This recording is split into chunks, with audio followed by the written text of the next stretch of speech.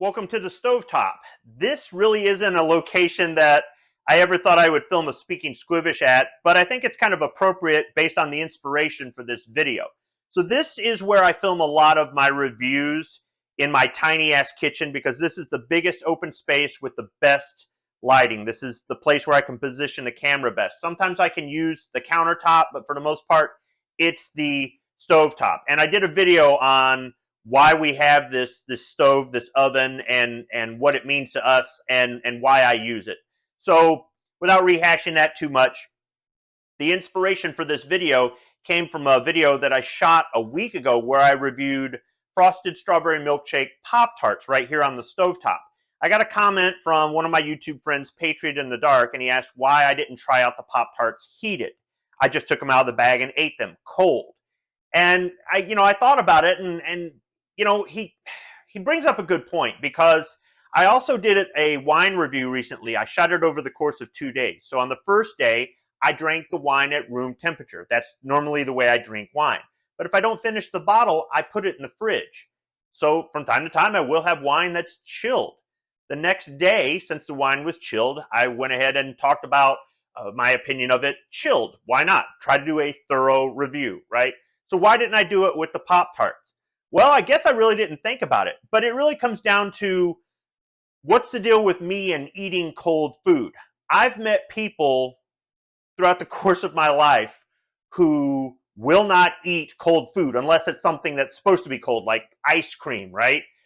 They won't eat food that isn't on a plate and fresh and heated up and that sort of thing. And I don't have a problem with that. And you might go, well, yeah, but you're kind of snotty about some of the things that you review. Like you review $22 a pound coffee that you grind up whole bean, right? Well, guys, today I'm drinking Dunkin' Original Blend. It is whole bean. It's your average everyday coffee. I think it's a little bit better than Folgers or Maxwell House, but it's not the greatest coffee. And actually, we've been drinking this for 3 weeks now because we found it on sale at Meijer and Kroger in this, how big is this bag? This is a 1 pound, 2 ounce bag. So we found it in whole bean form on sale for about 3 weeks now. We've gone through about 4 bags of this stuff. So I don't always drink the expensive coffee. I do the reviews on things like that because I'm trying them out and I'm sharing my experience with the audience. I do say in some of the videos, individual results may vary because your palate might be different than mine. It's the same thing with some of the alcohol reviews or some of the other things. I'm just having a little bit of fun and sharing my experience with the audience. You don't have to go out and buy that. If you want to keep drinking that shitty Folgers coffee, go right ahead. I can drink that stuff too, guys. And if money's tight, that's what I'm going to do. The thing is, I haven't really ordered any coffee off the internet. A lot of the coffees that we like, we found that we enjoy, we've got to order and have sent in. They're not available locally. So sometimes we just buy what's on sale at the store and we can drink that. And the same thing with some of the other things that I review. Some of the things that I review are average everyday price things, and some things are a little bit pricier. The reason that I'm reviewing them is to kind of see if these things are worth it, in my opinion. Some of you guys would not pay $33 for a pair of socks, lifetime warranty or not. I'm not trying to say, hey, look at me, I've got $33 socks. I'm trying to say, hey, do I think these are worth $33? And I'll tell you, and for the most part, I don't try to endorse any products that I don't use myself or really anything like that. And there really isn't a whole lot of affiliation with these companies because in some cases, I'll be out there talking about how good of an experience I've had with the product just to have it discontinued or just to have it be out of stock or just to have the company go out of business or ship their operations overseas. So I don't want anybody to misunderstand and think that some of the videos that I do are because I think I'm so upper class and wealthy and stuff. I'm an average middle class guy. That's the whole point behind the Squib Load channel. Gun people, Second Amendment advocates, we're regular people like everybody else. We have careers and families. We have other interests. Yes, there's more to us than just guns. And we've got problems like everybody else. We have to deal with life like everybody else. We're your neighbor. We're your relative. We're your coworker. You might know that we're gun guys, or you might not know that we're gun guys. But if you don't believe in everybody's rights, if you don't believe in the Second Amendment, if you don't like guns or you don't like gun people, you might find that you have another interest with that person. You might find that both of you like nice wines, or enjoy a good bourbon, or like gourmet coffee, or like taking vacations, or that sort of thing. Going to the same places. You like going to Las Vegas, that sort of thing. And then there's an opportunity for there to be a bit of a connection on another level, where you can build some understanding. No, you're not going to turn them into a Second Amendment advocate. No, they're not going to run out and buy a gun. But maybe now that they see that you're not so bad, maybe they might look at other gun owners, responsible gun owners, as not so bad. Or maybe they go, well, can you show me how to use this thing? Can you take me to the range? I'm not going to buy one, but I want to just try one so I can maybe form a better opinion. I've actually had that experience happen, guys. And that's kind of what the Squibload channel is about. These are the other things that I like, or these are the other things that I try out, or these are the other things that I do other than just go to the range and go to gun rallies. So now getting back on track to the whole Pop-Tart thing. Why am I okay eating food cold? I can remember when we would get chow out in the field, and they would be the MREs. They didn't have the heaters back in those days, guys. We actually had to order the heaters separately. So on a rare occasion, they deliver them with heaters. Now I think they come with them in the MRE. I didn't use the fucking heaters because they stink. The smell that comes out of there is nauseating. Why somebody would want to heat up their food in that, I have no idea. But there were guys that would bellyache going, oh, I've got to drink my coffee cold, or I've got to eat cold food out of a bag. And I didn't have a problem doing it or anything. It's because of how I grew up. For some of you, you grew up in a place where they had natural disasters, and so did I. I've kind of lived all over. But for those of you who don't know, even though I live in Michigan, I'm from North Carolina. I lived on the coast, and we would get hurricanes.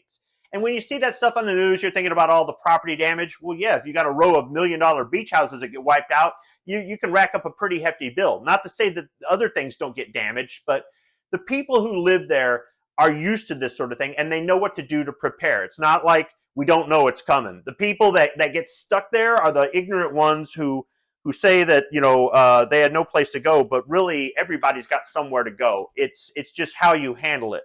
And when I was a kid, I learned how to deal with that sort of thing. For us, it wasn't so much the lightning or the hail or the tornadoes that were spawned by the hurricane. It wasn't the wind damage. It wasn't the flooding, even though we did live near a creek, and sometimes one of the two roads in the town would flood for a matter of days. It was the power going out for like a week.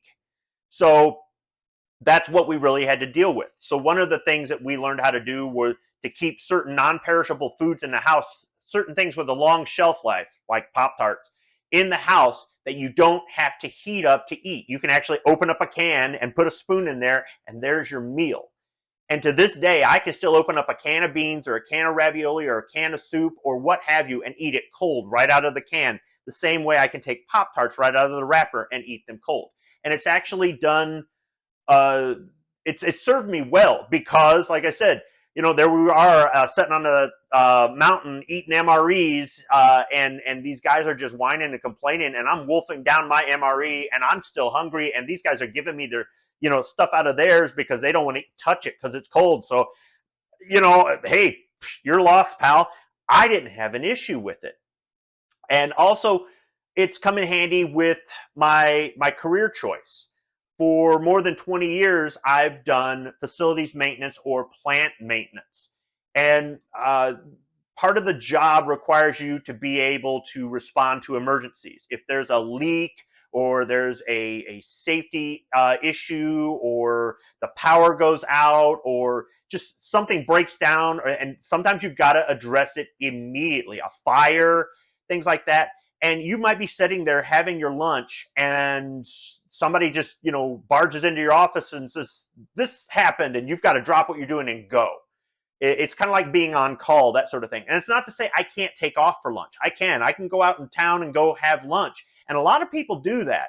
not necessarily just in my department, but a lot of the departments where I work, that's what they do. They go out to eat. I don't, guys. Most of the time, I take my lunch in my office. This is what I've been doing for a long time. I take my lunch in my office. I bring my lunch every day. It's leftovers. This is one of the reasons I have money to buy $22 a pound coffee or take a vacation to Hawaii or something like that. I don't go out to eat every day. That gets expensive after a while. So because of that, when I first started doing this job, I would go to the break room and heat up my stuff in the microwave and eat it warm, right? No big deal. Well, one time too many, I would get pulled away right in the middle of eating and come back 2 hours later to cold food. I don't like to reheat food over and over again. It's not good for it. So to this day, it still is useful for me to have the ability to stomach food that can be eaten cold and not have it be an issue. I mean, I've seen people just turn their nose up. It's like, this wasn't freshly made and hot on a plate. I can't eat this off of paper, or I can't eat this out of a bag, or I can't eat this if it hasn't been reheated. And I don't have any problems with that, guys. So between the way I grew up and what I dealt with in the military and just what I've had to do for my career choices, cold food is not an issue for me. That doesn't mean I don't like hot food. It doesn't mean I don't like fresh food. But it's not a thing. So I didn't even think about it when I ate the Pop-Tart cold out of the wrapper or out of the bag. I just ate it, made a short video, unlike this video. I made a short video and I just didn't think about it. So with all that said, Patriot in the Dark here for you. I'm going to eat one of these, heat it up. So I'll go ahead and open up the box, just fold back the flaps, pull out the silver, I think this is kind of a Mylar bag with the Pop-Tarts logo in blue on one side, and then the back's just got that spine that you can kind of fold up. Top has got some little perforations in it, so you could grab it with your thumbs and forefingers at the spine and on the opposite side and just pull it apart and open it up to see the two toaster pastries in there, and just split it right down the middle of that spine. Go ahead and just set them in the toaster. I don't use a toaster very often. I'll make some toast from time to time, like when I make an omelet or some eggs over easy, but I really don't use the toaster too often. I actually had to move it to the stovetop to get it in the video, and the cord on this thing is too short. I don't even remember how long we've had this thing, when and where we got it, but yeah, if I had done a review on it, one of the things I'd say is you couldn't put an extra foot on the cord. It's the same thing with this Mr. Coffee.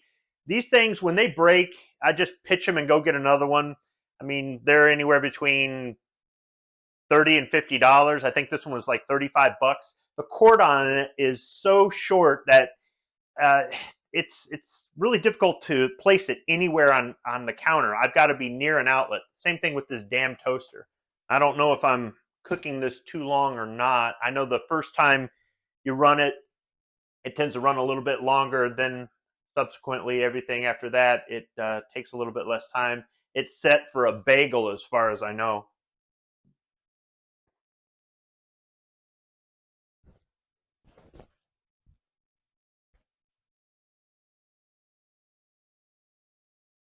Well, that wasn't very dramatic, and it broke the back Pop-Tart. I'm able to pull the piece out there. The edges are singed, ooh, and it's hot.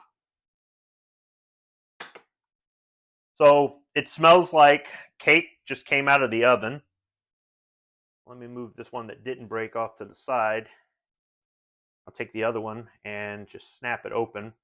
That gooey pink center is really gooey now. Let's see if it'll ooze and drip. No, no, but it just really looks yeah, it looks like it would drip out of there, but it isn't. So see, it's a little bit hot right now. I suppose I could dunk it in milk, but I keep moving my fingers because it's hot. I mean, with it cold, I can just wolf it down right there. See, I don't have to wait. I can just get back to work, right? So hopefully I don't burn my tongue on this.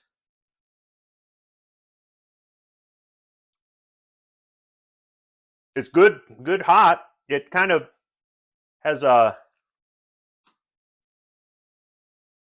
kind of brings out the taste, the strawberry taste a little bit more. I'm trying just to eat the center here where the frosting and the filling is, not so much the edge, the breading. I mean, I can eat crust. Not too good for that. Actually, the crust tastes a little bit sweeter too with it heated up.